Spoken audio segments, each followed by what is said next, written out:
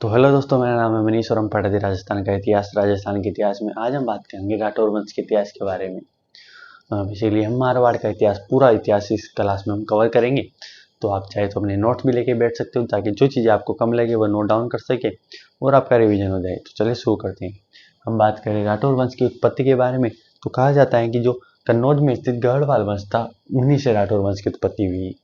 कहा तो ये भी जाता है कि जो दक्षिणी भारत में राष्ट्रकूट वंश था, उनसे गढ़वाल वंश की उत्पत्ति हुई और उन्हीं से राठौर वंश की यहाँ पर उत्पत्ति हुई थी। वैसे मैं आपको बताऊं, जब आपने भारत का इतिहास पढ़ा होगा तो वहाँ पर हर्षवर्धन उत्तरी भारत का सबसे बड़ा राजा था। उसकी राजधानी थी कन्नौज। जब हर्षवर्धन की मृत्यु होती है तो जो कन्नौज था उस पर उस टाइम की 3 बड़ी शक्तियां आक्रमण करती हैं: प्रतिहार, पाल और राष्ट्रकूट। जो राष्ट्रकूट है वो कन्नौज पर यहाँ पर अधिकार कर लेता है। अधिकार करते ही जो राष्ट्रकूट वंश है वही गढ़वाल वंश कहलाए और वही राजस्थान में आकर क्या कहलाए, राठौर कहलाए। तो यहाँ से राठौर वंश की उत्पत्ति मानी जाती है। अच्छा, जो राठौर वंश है उनकी यहाँ पर 3 रियासतें हैं, यानी कि 3 जगह वो शासक करते हैं। कौन कौन सी? राजस्थान में एक तो मारवाड़, बीकानेर और किशनगढ़। तो इन 3 रियासतों में राठौर वंश का अधिकार है। आज हम पढ़ेंगे मारवाड़ का इतिहास। किसका? मारवाड़ का। तो चलिए शुरू करते हैं मारवाड़ का इतिहास। जो मारवाड़ का पहला राजा था उसका नाम था राव सिंहा। कौन? राव सिंहा। कहा जाता है कि राव सिंहा को पालीवाल ब्राह्मण लेके आए थे। बदायूं, बदायूं कन्नौज में जगह पड़ती है। वहां से पालीवाल जो ब्राह्मण थे, इनके ब्राह्मणों की रक्षा के लिए राव सिंहा को यहाँ पर मारवाड़ लेके आए थे। मारवाड़ में आकर राव सिंहा ने अपनी राजधानी खेड़ को बनाया था, जो कि बालोतरा में स्थित है। और इनकी जो छतरी बनी हुई है वो बनी हुई है बिट्टू में। बिट्टू पड़ते हैं पाली में। तो यहाँ पर राव सिंहा फर्स्ट राजा बने थे मारवाड़ के। उनके बाद जो अगले राजा बने थे वो बने थे दूहड़। कौन? दूहड़, दूसरे नंबर के राजा दूहड़। इनके द्वारा अपने कुल देवी नागणेची माता को यहाँ पर लाया गया था और इनका मंदिर बनवाया गया था नंगाड़ा गांव में। कहाँ पर? नंगाड़ा, जो कि खेड़ में पड़ता है। इस मंदिर का निर्माण कराया गया था। ये जो कुल देवी है नागणेची माता, इनको दक्षिणी भारत कर्नाटक से लेकर आए थे और यहाँ पर इनका मंदिर का निर्माण करवाया था। जो अगले राजा बनते हैं वो बनते हैं मल्लिनाथ जी। मल्लिनाथ जी के द्वारा अपनी राजधानी को चेंज किया गया और मेवानगर को राजधानी बनाया गया। मेवानगर बालोतरा में पड़ता है। इनके द्वारा मालवा के एक राजा थे निजामुद्दीन। कौन? निजामुद्दीन को हराया गया था। निजामुद्दीन के तेरह टुकड़े हुए यहाँ पर इनके द्वारा हराया गया था। मल्लिनाथ जी के नाम पे ही बाड़मेर क्षेत्र को मलानी नाम से जाना जाता है। आपने पढ़ा होगा कि जो मलानी के घोड़े हैं वह राजस्थान के सबसे प्रसिद्ध घोड़े हैं। उसी प्रकार मलानी पड़ा। इनकी पत्नी का नाम था रूपादेवी। रूपादेवी के प्रभाव में आकर इन्होंने राजकार्य छोड़ दिया था, संन्यास ले लिया था और राजस्थान के लोक देवता के रूप में प्रसिद्ध हुए। जो अगले राजा बने थे वो बने थे राव चुंडा। चुंडा के बारे में कहा जाता है कि जो राजस्थान में इंदिरा प्रतिहार थे, उनके एक राजकुमारी थी, उनका विवाह इनसे करवाया जाता है, राव चुंडा से। और इनके द्वारा मंडोर को इनके दहेज में दिया जाता है। क्या दिया जाता है? मंडोर को यहाँ पर दहेज में दिया जाता है। और जो मंडोर को जब दहेज में दिया गया तो राव चुंडा के द्वारा मंडोर को राजधानी बनाया गया था। क्या? राजधानी। तो राठौरों की तीसरी राजधानी कौन सी है? मंडोर। अच्छा, पहली कौन सी थी? खेड़। दूसरी कौन सी? मेवानगर। तीसरी मंडोर। इनकी एक रानी थी चांदकौर। चांदकौर के द्वारा चांद बावड़ी का निर्माण करवाया गया था। अच्छा, राव चुंडा के बारे में हमने मेवाड़ जब पढ़ा था उसमें भी पढ़ा था कि जो राव चुंडा थे उसके पुत्र था रणमल, कान्हा और उनकी पुत्री थी हंसाबाई। जो बड़ा बेटा था वो रणमल था, लेकिन चुंडा अपनी पत्नी का प्रभाव में आकर, किशोरी देवी का प्रभाव में आकर रणमल को यहाँ पर राजा नहीं बनाती, अपने छोटे पुत्र कान्हा को राजा बनाती है। जिससे यहाँ पर रणमल नाराज हो जाता है। अपनी बहन हंसाबाई को लेकर मेवाड़ आता है और मेवाड़ में वो राणा लाखा से हंसाबाई की शादी करवाता है। शादी करवा कर वो मेवाड़ की सैन्य सहायता प्राप्त करता है और मारवाड़ पर मंडोर पर अधिकार करता है, मंडोर पर आक्रमण करता है, कान्हा को राजगद्दी से हटाता है और रणमल यहाँ पर राजा बनता है। कुंभा आगे चलकर जो चुंडा की सहायता से यहाँ पर रणमल की, किसकी? इसके बड़े पुत्र रणमल की हत्या करवा देता है। रणमल का पुत्र था जोधा। जोधा कई सालों तक इधर उधर भागा भागा फिरता है। फिर कुंभा और जोधा के बीच में एक संधि होती है, उसे हम आवल बावल की संधि कहते हैं। तो जो अगला राजा बनेगा वो बनेगा जोधा। जो अगले राजा बनते हैं वो बनते हैं राव जोधा। राव जोधा के बारे में हमने पहले भी पढ़ लिया है मेवाड़ के टाइम पर। इनके द्वारा कुंभा के साथ संधि की गई थी, आवल बावल की संधि 1453 ईस्वी में। इस संधि के बाद ही राव जोधा के द्वारा मंडोर पर अधिकार किया गया और यहाँ पर राव जोधा के द्वारा जोधपुर की स्थापना की गई थी और अपनी राजधानी को क्या बनाया, जोधपुर बनाया। जोधपुर में इनके द्वारा मेहरानगढ़ दुर्ग का निर्माण करवाया गया था। इस दुर्ग की जो नींव रखी थी वह रखी थी करणी माता ने। और ये जो दुर्ग है ये चिड़ियाटूप पहाड़ी पर बना हुआ है। किस पहाड़ी पर? चिड़ियाटूप पहाड़ी पर। इसी मंदिर जो ये दुर्ग है, इसी दुर्ग में चामुंडा माता का मंदिर का निर्माण भी किसने करवाया था? राव जोधा ने। बात करें आगे तो इनकी एक पत्नी थी, पत्नी का नाम था जसमादे। जसमादे के द्वारा एक तालाब का निर्माण करवाया गया था, वह था रानीसर तालाब। रानी थी तो रानीसर तालाब का निर्माण करवाया। इनके द्वारा बहलोत लोधी, जो दिल्ली आगरा का शासक था बहलोत लोधी, उसको हराया गया था। किसको? बहलोत लोधी को। यहाँ पर G.H. ओझा के द्वारा राव जोधा को राठौर वंश का पहला प्रतापी शासक माना गया था। यानी कि जो प्रतापी शासक था, शक्तिशाली शासक था पहला, वो राव जोधा था। यहाँ पर जो राव जोधा के दो पुत्र थे, बीका और दुधा। बीका के द्वारा बीकानेर की स्थापना की गई, दुधा के द्वारा मेड़ता की स्थापना की गई थी। जो अगले राजा बनते हैं वो बनते हैं राव मालदेव। राव मालदेव का जो शासनकाल 1531 से 1562 तक रहा। इनके द्वारा इनके पिता राव गंगा की हत्या की गई थी। यानी कि जो राव गंगा थे वह अपने मस्ती में रहा करते, सुबह शाम गांजा फूकते रहते थे, अपनी मस्ती में रहा करते थे। एक दिन जो है मालदेव यहाँ पर गंगा सिंह के पास गए। गंगा सिंह यहाँ पर बड़ा फूक फाक के खिड़की के पास बैठे हुए थे। मालदेव ने पीछे से धक्का दे दिया और वहाँ पर खिड़की से गिर गए, उनकी मृत्यु हो गई। इसलिए मालदेव को यहाँ पर मारवाड़ का पितृहंता कहा जाता है। इनकी जो माता थी उनका नाम पद्मा कुमारी था। अब जो पद्मा कुमारी जगमाल देवड़ा की पुत्री है। अच्छा, जगमाल जो देवड़ा है वो सिरोही के शासक थे। इनके द्वारा 52 युद्ध लड़े गए थे अपने शासनकाल में। 52 के 52 जीते गए थे और 58 परगने जीते गए। 52 तो युद्ध लड़े गए, 52 युद्ध जीते और 52 युद्ध के साथ 58 परगने जीते थे इनके द्वारा। इनके द्वारा पाहेबा साहेबा का युद्ध लड़ा गया था 1541 ईस्वी में। किसके साथ लड़ा गया? जय सिंह के साथ लड़ाया गया था। जो जय सिंह जी थे वो बीकानेर के शासक थे, बीकानेर। इस युद्ध में इनकी यहाँ पर मृत्यु हो जाती है। जो इनके बेटे थे कल्याणमल, कल्याणमल यहाँ पर शेषासुरी की दंता स्वीकार करते हैं और दिल्ली चले जाते हैं। मालदेव के द्वारा वीरमदेव, मेड़ता के शासक थे वीरमदेव के ऊपर भी आक्रमण किया जाता है और वीरमदेव यहाँ पर शेषासुरी के पास चले जाते हैं, उनकी अधीनता स्वीकार कर लेते हैं। यहाँ पर मालदेव के टाइम पे जो हुमायूं था, हुमायूं यहाँ पर मालदेव के पास सहायता मांगने के लिए आया हुआ था। हुमायूं, जिसके आप इन भारत का इतिहास पढ़ोगे तो उसमें पढ़ोगे शेषासुरी के द्वारा हुमायूं को यहाँ पर पराजित कर दिया जाता है और दिल्ली आगरा पर शेषासुरी का अधिकार हो जाता है। तो हुमायूं राजस्थान की तरफ आता है और मालदेव से सहायता मांगता है। हुमायूं के द्वारा अपने 3 सेनापति यहाँ पर मालदेव के पास भेजे गए, मीर समद, अख्तर खां, रायमल सोनी। इन तीनों को यहाँ पर मालदेव के पास भेजते हैं सैनिक सहायता के लिए।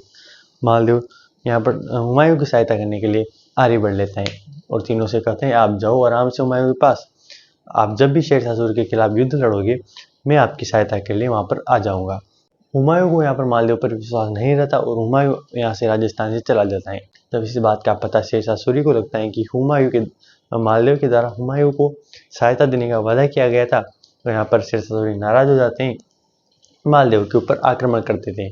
उस युद्ध को कहते हैं हम गिरी सुमेल का युद्ध, जो कि हुआ था 5 जून 1544 को। बेसिकली जेतारण में हुआ था, जेतारण एक स्थान का नाम था, वहां पर यह युद्ध हुआ था। मालदेव की तरफ से कौन कौन आता है? जेता और कुंभा दे।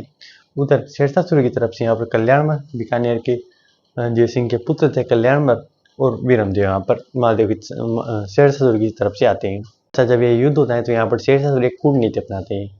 जो मालदेव के जो सेनापति थे जेता और कुंभा, इनके खिलाफ यहाँ पर षड्यंत्र रचा जाता है। इन दोनों को यहाँ पर मालदेव के खिलाफ कर दिया जाता है एक पत्र के द्वारा। पत्र में लिखा होता है कि जो जेता और कुंभा है वो शेरशाह की तरफ मिल चुके हैं, जब युद्ध होगा तो ये दोनों शेरशाह की सहायता करेंगे और मालदेव को यहाँ पर मार देंगे। जब इस बात का पता मालदेव को लगता है तो यहाँ पर मालदेव जो है युद्ध छोड़कर वापिस जोधपुर चला जाता है। युद्ध में इन दोनों को यहाँ पर अकेला छोड़कर अपनी सेना लेकर जोधपुर चला जाता है। इन दोनों की 12,000 सेना यहाँ पर शेरशाह की 80,000 सेना से लगभग लड़ती है और अच्छे से टक्कर का मुकाबला करते हैं। लेकिन अंत में यहाँ पर जेता कुंभा की यहाँ पर मृत्यु हो जाती है। अच्छा, शेरशाह की सहायता कर लेके फिर जलाल का जलानी भी यहाँ पर आ जाते हैं और यहाँ पर शेरशाह इस युद्ध को जीत जाते हैं। इस युद्ध को जीतने के बाद शेरशाह का एक जो वाक्य है, एक डायलॉग है, वो काफी फेमस है। आपने सुना होगा कि मुट्ठी भर बाजरे के लिए मैं यहाँ पर हिंदुस्तान की बादशाह खो देता। वह इसी युद्ध के बाद शेरशाह ने कहा था। ठीक, जो गिरी सुमेल का युद्ध है, जो मालदेव है उनकी एक रानी थी उमादेव। उमादेव बेसिकली मालदेव से काफी नाराज थी, इसलिए उन्हें रूठी रानी कहा जाता है। मालदेव से आज जीवन मिली भी नहीं थी, उनकी शक्ल भी नहीं देखी थी शादी के बाद। और इसलिए इन्हें रोटी रानी कहा जाता है। ये बेसिकली तारागढ़ दुर्ग में रहती, अजमेर में जगह पड़ती है तारागढ़ दुर्ग, वहाँ पर रही थी। और ये जो है लूणकरण सिंह भाटी, जैसलमेर की जो राजा है लूणकरण सिंह भाटी, उनकी पुत्री थी। जब उमादेव का यहाँ पर मालदेव से विवाह होता है, तो जब पहली रात मालदेव यहाँ पर काफी शराब पी के आए हुए थे, तो उन्हें जो उमादेव पहचान में नहीं आती और उमादेव की भारमली के साथ वह बदतमीजी कर देते हैं। इसलिए यहाँ पर जो रानी उमादेव यहाँ पर काफी नाराज हो जाती है और वह रूठ कर तारागढ़ दुर्ग चली जाती है और आजीवन वहीं रहती है। फिर जो इनके जो विद्वान है ईसरदास जी और आसानंद जी, ईसरदास जी के द्वारा यहाँ पर कविताएं लिखी गई थी वह तलारी कुंडलियां और हरिरस और देवियां, ठीक। और जो आसानंद जी थे, इनके द्वारा जो कविताएं लिखी गई थी उमादेव बटियाणी रा कवित्र, जो उमादेव थी उनके ऊपर लिखी गई थी। बागा बारमली दुआ गोगा जीरी पेड़ी, जो बागा बारमली, अच्छा जो बारमली थी उमादेव की जो राशि थी उसी के ऊपर, और जो बागा है वो बागा और भारमली के यहाँ प्रेम कहानी के बारे में आसानंद जी ने यहाँ पर बात कही गई है। जो मालदेव है उनके द्वारा सोजत का किला, पोखरण का किला, रिया का किला, अम्बेडता का किला, इन किलों का यहाँ पर निर्माण करवाया गया था। इनकी एक और रानी थी स्वरूपदेव के द्वारा स्वरूप सागर का निर्माण करवाया गया था। उसी को कहा जाता है बहुजीरो तालाब। अगले राजा बनते रावचंद्र सेन। रावचंद्र सेन बेसिकली काफी प्रतापी राजा हुआ करते थे। राजस्थान के सारे राजाओं के द्वारा अकबर के अधीनता स्वीकार कर ली जाती है, लेकिन यहाँ पर मारवाड़ से रावचंद्र सेन और मेवाड़ से यहाँ पर महाराणा प्रताप, ये दोनों यहाँ पर अकबर की अधीनता स्वीकार नहीं करते। रावचंद्र सेन के द्वारा भी अकबर का काफी विरोध किया जाता है, उसकी अधीनता स्वीकार नहीं की जाती, लेकिन फिर भी रावचंद्र सेन को यहाँ पर ज्यादा याद नहीं किया जाता, इसलिए हम इन्हें बुला बिसरा राजा कहते हैं। मारवाड़ का बुला बिसरा राजा किसे कहते हैं? रावचंद्र सेन को। अकबर से काफी युद्ध लड़े थे, इसलिए इनको जो मारवाड़ का प्रताप कहा जाता है। जिस प्रकार महाराणा प्रताप ने अकबर की अधीनता स्वीकार न करके उनसे युद्ध किए थे, उसी प्रकार रावचंद्र सेन ने भी अकबर से काफी युद्ध किए थे, इसलिए मारवाड़ का प्रताप कौन है? रावचंद्र सेन। और प्रताप का अर्घगामी, यानी कि जो जब महाराणा प्रताप 1572 में राजा बने थे, लेकिन ये 1562 में राजा बन जाते हैं, यानी कि 10 साल पहले से अकबर से युद्ध जारी था इनका, इसलिए इनको प्रताप का अर्घगामी कहा जाता है। तो इसलिए हम इन्हें क्या करें? बुला बिसरा राजा, मारवाड़ का प्रताप, प्रताप का अर्घगामी। जो अकबर था, अकबर ने इनके ऊपर काफी अभियान किए थे। तो इनके द्वारा जब अकबर के द्वारा जब जोधपुर पर यहाँ पर रावचंद्र सेन के ऊपर आक्रमण किया जाता है, तो रावचंद्र सेन जोधपुर से भद्राजुण चले जाते हैं, और जब भद्राजुण पर आक्रमण किया जाता है सिवाना, फिर पोखरण, फिर रामपुरा, फिर एंड में यहाँ पर सारंग की पहाड़ियों में आकर ये रुकते हैं। सारंगी पहाड़ियों में एक गाँव पड़ता है सिंचाई गाँव। सिंचाई गाँव में इनके जो इनके साथी थे सेनापति बेरीसाल के द्वारा इनके खाने में जहर मिला दिया जाता है और यहाँ पर इनकी मृत्यु हो जाती है। अच्छा, जब पोखरण पे यहाँ पर चंद्रसेन पर हमला होता है, तो अकबर के द्वारा जैसलमेर के शासक हरिराय को यहाँ पर भेजा जाता है रावचंद्र सेन को पकड़ने के लिए, लेकिन यहाँ पर रावचंद्र सेन पोखरण का किला हरिराय को बेच देते हैं, क्योंकि इनकी आर्थिक स्थिति काफी कमजोर थी। अगला काफी वर्षों से अकबर से युद्ध कर रहा है, तो आर्थिक स्थिति कमजोर होनी थी। उधर प्रताप थे, प्रताप को बमासा मिल गया था, इसलिए उनको ज्यादा दिक्कत का सामना नहीं करना पड़ा था, लेकिन रावचंद्र सेन को इस धन की सहायता किसी ने भी नहीं की थी, इसलिए उनको मजबूरन पोखरण का किला यहाँ पर हरिराय को बेचना पड़ा था। अच्छा, आपको ध्यान होगा कि 1570 में इन्हीं के टाइम पर अकबर के द्वारा राजस्थान में नागौर दरबार का लगाया गया था, यानी कि नागौर दरबार 1570 में आयोजित किसके द्वारा किया गया? अकबर के द्वारा। इसका उद्देश्य तो था राजस्थान में जो अकाल पड़ा था उस पर बात करना, लेकिन यहाँ पर अकबर उस पर बात नहीं करके राजस्थान के राजाओं को अधीनता स्वीकार कराने की यहाँ पर बात करता है। तो उस टाइम पे जैसलमेर के हरिराय यहाँ पर अधीनता स्वीकार करते हैं, उदय सिंह जो कि रावचंद्र सेन का भाई था वह अधीनता स्वीकार करता है, और बीकानेर का कल्याणमाल अकबर की अधीनता स्वीकार करते हैं, और काफी राजा भी थे वो भी अधीनता स्वीकार करते हैं। इस दरबार का उद्देश्य था अकाल रात पर काम करना, इसलिए यहाँ पर अकबर के द्वारा एक तालाब का निर्माण करवाया जाता है, शुक्र तालाब। नागौर में दरबार नागौर में लगा था, इसलिए नागौर में शुक्र तालाब का निर्माण अकबर के द्वारा करवाया जाता है। जो मारवाड़ के अगले राजा बनते हैं वो बनते हैं मोटा राजा उदय सिंह। मोटा राजा उदय सिंह जो थे वो मारवाड़ के पहले राजा थे जिन्होंने अकबर की अधीनता स्वीकार की थी। इनकी एक पत्नी बेटी थी मानीबाई। कौन सी बाई? मानीबाई। इसी को हम जोधाबाई भी कहते हैं। उनका विवाह जहांगीर के साथ करवाया गया था, और इन दोनों का जो पुत्र हुआ था वही खुर्रम यानी कि शाहजहां हुआ था। इनकी मानबाई की एक उपाधि भी थी, वो थी जगत गोसाई। कौन सी उपाधि? जगत गोसाई उपाधि थी। और मोटा राजा उदय सिंह के द्वारा 1609 ईस्वी में किशनगढ़ को बसाया गया था। किशनगढ़ की स्थापना की थी राठौर वंश की तीसरी शाखा के रूप में। ठीक इन्हीं के टाइम पर सिवाड़ा का दूसरा शाखा हुआ था। किसने किया था? कल्ला राय मलोत ने। तथा कल्ला राय जो मलोत है वह रायमल का पुत्र था। रायमल जो है वो मोटा राजा उदय सिंह का भाई था, यानी कि मोटा राजा उदय सिंह का जो भतीजा था वो कल्ला राय मलोत, उसके द्वारा सिवाड़ा का दूसरा शाखा किया गया था। यहाँ पर कल्ला राय मलोत के ऊपर यहाँ पर अकबर इनके ऊपर आक्रमण कर देता है। इसमें जो केसर है वो कल्ला राय मलोत करते हैं और जो जोहर है इनकी पत्नी भान कंवर करती है। कौन? भान कंवर। भान कंवर जो है बूंदी के शासक सुदर्शन सिंह आड़ा की पुत्री होती है। यहाँ पर पृथ्वीराज राठौर के द्वारा कल्ला जी के मर्सी लिखे गए थे। मर्सी क्या होती है?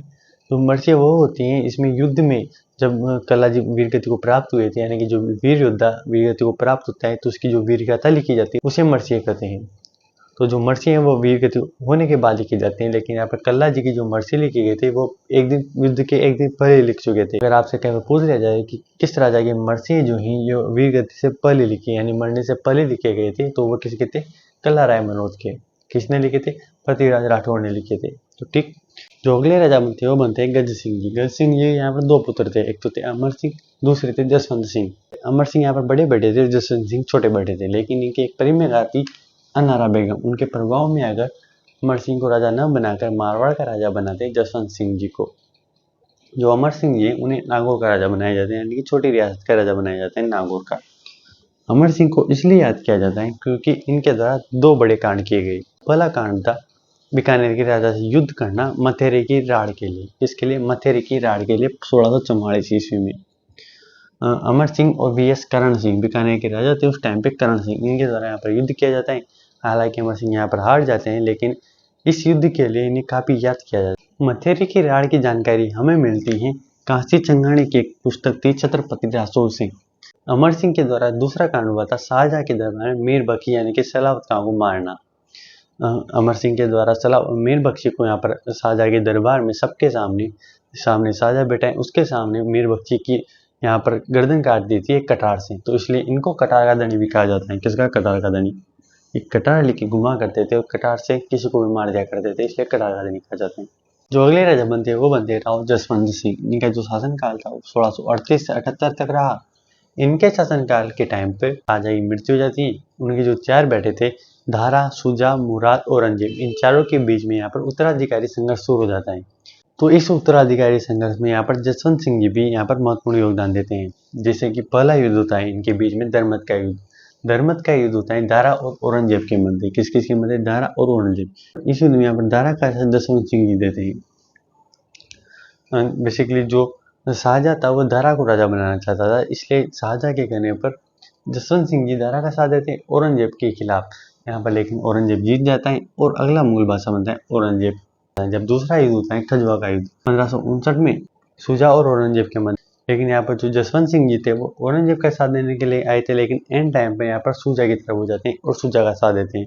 लेकिन इस युद्ध में भी यहाँ पर औरंगजेब जीत जाता है और अगला मुगल बादशाह बन जाता है। औरंगजेब जसवंत सिंह जी को काबुल भेज देता है। कहाँ पर? काबुल में। फिर उसके बाद 1662 में दक्षिणी भारत साइक्ता खां की सहायता के लिए दक्षिणी भारत भेजता है। 1678 ईस्वी में अफगानिस्तान में एक जगह पड़ती है अमरूद का थाना, वहां पर जसवंत सिंह की मृत्यु हो जाती है। कहाँ पर? अमरूद का थाना में। बात करें इनकी कुछ रचनाओं के बारे में, जिसे इनके द्वारा पुस्तकें लिखी गई थी आनंद विलास, भाषाभूषण और प्रबोध चंद्रोदय, इनके द्वारा पुस्तकें लिखी गई थी। इनके द्वारा महाराष्ट्र में जसवंतपुर नगर बसाया गया था। कौन सा? जसवंतपुर। जोधपुर में अनार बगीचे लगवाए गए थे। इनकी एक पत्नी थी जसवंत थे। अच्छा, जसवंत दे वही रानी है जो जब धर्मत का युद्ध हार के आए थे औरंगजेब के खिलाफ, तो जो जसवंत दे हैं वो जोधपुर के दरवाजे बंद कर देते हैं और जसवंत सिंह जी को अंदर नहीं आने देती। क्योंकि ये युद्ध हार के आए थे इसलिए इनको बाहर ही रखा जाता है, दरवाजे बंद कर दिए जाते हैं, अंदर नहीं आने दिया जाता। तो वही जसवंत देवी वो रानी है। इनके एक और रानी थी अतिरंग दे, इनके द्वारा सैका जी के तालाब का निर्माण करवाया जाता है। अच्छा, जसवंत दे के द्वारा राय का बाग महल का निर्माण करवाया जाता है और कल्याण सागर तालाब का निर्माण करवाया जाता है। इनके जो कवि थे, दरबारी कवि थे, मूणक नैणसी थे। नैणसी के द्वारा नैणसी विख्यात लिखी गई और इनके द्वारा मारवाड़ प्रगनारी विगत यहाँ पर रचना लिखी गई थी। अच्छा, मूणक नैणसी को यहाँ पर अबुल फजल कहा गया था मुंशी देवी प्रसाद के द्वारा। किसके द्वारा? मुंशी देवी प्रसाद के द्वारा अबुल फजल कहा गया मूणक नैणसी को। इनके एक और कवि थे नरहरि दास, उनके द्वारा अवतार चरित्र ग्रंथ लिखा गया था। जसवंत सिंह जी के बाद जो औरंगजेब था वो जोधपुर को खालसा घोषित कर देता है। यानी कि जसवंत सिंह जी को कोई पुत्र नहीं था उस टाइम पे, उनकी मृत्यु हुई थी तब। उनकी जो रानियाँ थी वो गर्भवती थी। जब उनके पुत्र होता है तो उस पुत्र का नाम था अजीत सिंह, यानी कि अजीत सिंह अगला राजा बनता है। लेकिन यहाँ पर औरंगजेब दुर्गादास राठौर को आदेश देता है कि अजीत सिंह जी को लेकर दिल्ली आए। जब दुर्गादास राठौर अजीत सिंह को लेकर दिल्ली जाते हैं तो यहाँ पर औरंगजेब उन्हें बंदी बना लेता है, नज़र बंद कर देता है। लेकिन यहाँ पर दुर्गादास राठौर और मुकुंद दास की सहायता से, गोरा की सहायता से, इनके एक दाएमाती गोरा, इनकी सहायता से अजीत सिंह जी को दिल्ली से भगाया जाता है, वहाँ से निकाला जाता है। कालिंद्री गांव में जयदेव पुरोहित के घर पर यहाँ पर रखा जाता है मुकुंद दास खिजी की देखरेख में। किसको? अजीत सिंह जी को। जब यहाँ पर दुर्गादास राठौर अजीत सिंह जी को लेकर आए थे तो वो मेवाड़ की तरफ निकल जाते हैं यहाँ पर। और मेवाड़ में यहाँ पर उस टाइम पे राज सिंह जी का शासनकाल था और राज सिंह जी यहाँ पर इनका पूरा साथ देते हैं। मेवाड़ और मारवाड़ मिलकर औरंगजेब के खिलाफ युद्ध लड़ते हैं। लेकिन यहाँ पर जब उस युद्ध का जो नाम था वो देबारी युद्ध था 1680 ईस्वी में। लेकिन यहाँ पर औरंगजेब इन दोनों शक्तियों को यहाँ पर हरा देता है, यानी कि यहाँ पर औरंगजेब जीतता है। फिर दुर्गादास राठौर के द्वारा जो औरंगजेब का एक पुत्र था अकबर को यहाँ पर औरंगजेब के खिलाफ भड़काया जाता है और जो अकबर था वो विद्रोह कर देता है 1 जनवरी 1681 में। नाडोल में रहकर अपने आप को मुगल बादशाह घोषित कर देता है। अकबर के विद्रोह को दबाने के लिए यहाँ पर औरंगजेब आता है और जो अकबर और दुर्गादास राठौर यहाँ से निकलकर दक्षिणी भारत की तरफ निकल जाते हैं। दक्षिणी भारत में वो संभाजी के पास जाते हैं। संभाजी वह थे महाराज छत्रपति शिवाजी के पुत्र थे संभाजी महाराज, उनके पास जाते हैं और दुर्गादास राठौर अकबर इनके पास रहते हैं। उधर से औरंगजेब भी पीछे पीछे यहाँ पर दक्षिणी भारत की तरफ आ जाता है क्योंकि औरंगजेब और संभाजी महाराज के बीच युद्ध होते हैं। उसी टाइम पे जो दुर्गादास राठौर हैं वो वापस मेवाड़ आते हैं। मेवाड़ में 1708 ईस्वी में देवारी समझौता होता है। हमने पढ़ा था मेवाड़, मारवाड़ और आमेर इन तीनों रियासतों के मध्य देवारी समझौता होता है। फिर समझौते के तहत यहाँ पर 1708 में जब समझौता होता है अजीत सिंह जी को यहाँ पर जोधपुर का राजा बनाया जाता है। जब अजीत सिंह यहाँ पर राजा बन जाता है तो अजीत सिंह अपनी पुत्री इंद्र कंवर का विवाह प्रभु शेर से करवाता है। औरंगजेब के बाद जो अगला राजा बनता है प्रभु शेर, उससे अपनी पुत्री का विवाह करवाता है। पर दुर्गादास राठौर को अजीत सिंह जी द्वारा देश निकाला दे दिया जाता है। तो अगले राजा बनते हैं अभय सिंह जी। अभय सिंह जी के टाइम पर सबसे प्रसिद्ध घटना हुई थी खेजड़ली घटना। खेजड़ली घटना हुई थी भाद्रपद शुक्ल 10वीं यानी कि विक्रम संवत 1787 और सन 1730। वह क्या था कि राजा के द्वारा अपने सैनिक भेजे गए थे और पेड़ काटने के लिए भेजे गए थे। लेकिन यहाँ पर जो सैनिक थे वह खेजड़ली के वृक्षों को काट रहे थे। तो यहाँ पर विष्णु देवी इस बात का विरोध करती है। सैनिकों को न मानने के कारण अमृता देवी विष्णु देवी पेड़ों की चिपक जाती है। उसके साथ 363 व्यक्ति भी पेड़ों की चिपक जाते हैं। राजा की सैनिक नहीं मानते और पेड़ों के साथ इन लोगों को भी काट देते हैं। तो ये घटना हुई थी किसके टाइम पे? अभय सिंह के टाइम पे। अभय सिंह के टाइम पे जो दरबारी विद्वान थे कन्नीदान जी थे, इनके द्वारा सूरज प्रकाश लिखी गई थी और वीर बाण थे जिनके द्वारा राजपूरक लिखी गई थी। इन दोनों पुस्तकों से एक चीज की जानकारी मिलती है कि इनके द्वारा राजा अभय सिंह जी के द्वारा अहमदाबाद के जो राजा थे सरबुलंद, उनको हराया गया था युद्ध में। जो अगले राजा बनते हैं जोधपुर के वो बनते हैं मानसिंह। मानसिंह का जो शासनकाल था 1803 से 1843 तक रहा। इनके शासनकाल के टाइम पे एक व्यक्ति था देवनाथ के द्वारा भविष्यवाणी की गई थी कि मानसिंह जी आप राजा बनेंगे। ये भविष्यवाणी सही होती है। जब राजा बनने के बाद यहाँ पर मानसिंह नाथ संप्रदाय की स्थापना करते हैं और महामंदिर का निर्माण करवाते हैं। मानसिंह जी एक पुस्तक लिखते हैं नाथ चरित्र। ठीक, मानसिंह जी को मारवाड़ का सन्यासी राजा भी कहा जाता है। कौन सा राजा? सन्यासी राजा। इनके द्वारा एक पुस्तकालय का निर्माण करवाया गया था जिसका नाम है मान प्रकाश पुस्तकालय। कौन सा? मान प्रकाश पुस्तकालय। और 1818 में अंग्रेजों के साथ संधि कर ली जाती है, लेकिन संधि भी नाम मात्र की थी। इनके द्वारा अंग्रेजों का फुल विरोध किया गया था। जैसे कि 1827 ईस्वी में साहिब भोसले को यहाँ पर सहायता देना, यानी कि जो अंग्रेज थे अंग्रेजों के खिलाफ साहिब भोसले को यहाँ पर इन्होंने शरण दी थी।